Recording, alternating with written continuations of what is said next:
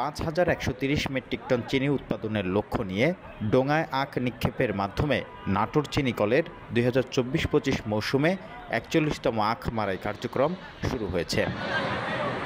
শুক্রবার বিকেলে নাটোর চিনিকলের কেইনে ক্রেরিয়ার ডোঙায় আখ নিক্ষেপ করে মাড়াই মৌসুমের উদ্বোধন করেন বাংলাদেশ চিনি ও খাদ্য শিল্প কর্পোরেশনের উপপরিচালক মোহাম্মদ আবুল কালাম আজাদ।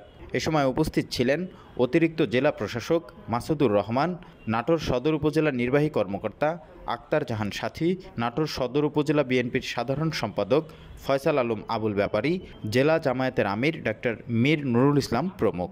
এছাড়াও আরও উপস্থিত ছিলেন কর্মকর্তা, সিবিএ নেতৃবৃন্দ ও আখ চাষিরা। নাটোর চিনিকল সূত্রে জানা গেছে, চলতি ২০২৪-২৫ মৌসুমে ৬০ কার্য দিবসে ৯,০০০ মেট্রিক টন আখ মাড়াই করে ৫,১৩০ মেট্রিক টন চিনি উৎপাদনের লক্ষ্যমাত্রা নির্ধারণ করা হয়েছে। চিনি আহরণের হার ধরা হয়েছিল ৬.৭০ ভাগ। নাটোর চিনিকলের আইটি সাবজোনের ৪৮ কেন্দ্রের অধীনে আখ সরবরাহ করা হবে। এর আগে সাবজোনে পরিষ্কার পরিচ্ছন্ন ও মানসম্মত আখ চিনিকলে সরবরাহের জন্য প্রচারণা চালানো হয়। গত ২০২৩-২৪ মৌসুমে ৫৪ কার্যদিবস নিয়ে ৭৮,০০০ মেট্রিক টন আখ মাড়াই করে ৫,৭০০ মেট্রিক টন চিনি উৎপাদনের লক্ষ্যমাত্রা নির্ধারণ করা হয়েছিল।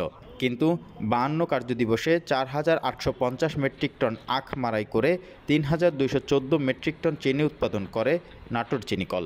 চিনি আহরণের হার ৬.৫০ ভাগ ধরা হলেও তা অর্জন হয় ৪.৬০ ভাগ।